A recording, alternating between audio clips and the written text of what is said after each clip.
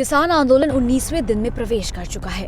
देश भर में किसानों ने कृषि बिल को लेकर आमरण अनशन भी रखा है।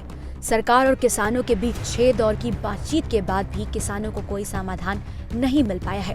वहीं विपक्षी दल भी किसानों के समर्थन में अपनी आवाज उठा रहे हैं। तो वहीं एक बार फिर केंद्रीय कृषि मंत्री नरेंद्र सिंह तोमर ने विपक्ष पर किसानों की समस्या के समाधान के रास्ते में रोड़े अटकाने का आरोप लगाया। उन्होंने कहा कि विपक्षी पार्टियां किसानों को निर्णय तक नहीं पहुंचने देना चाहती हैं, लेकिन असली किसान नेता जरूर समाधान का रास्ता निकालेंगे। केंद्र सरकार की ओर से लागू नए कृषि कानूनों से किसानों को होने वाले फायदे गिनाते हुए उन्होंने कहा, नया कानून किसानों को उनकी फसल देश में कहीं भी मनचाहे दाम पर बेचने की स्वतंत्रता प्रदान करता है।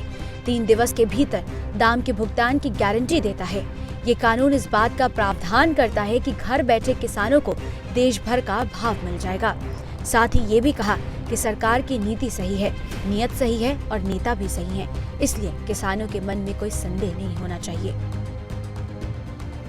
बता दें, देश की राजधानी दिल्ली की सीमाओं पर 26 नवंबर से किसान डेरा डाले हुए हैं। आंदोलनकारी किसान संगठनों के नेता कृषि कानून को निरस्त करवाने की मांग पर अड़े हुए हैं, जबकि सरकार इन कानूनों में संशोधन की पेशकश कर चुकी है और इसके लिए किसानों को मनाने की कोशिश में जुटे हैं। ब्यूरो रिपोर्ट, खबर आई न्यूज़।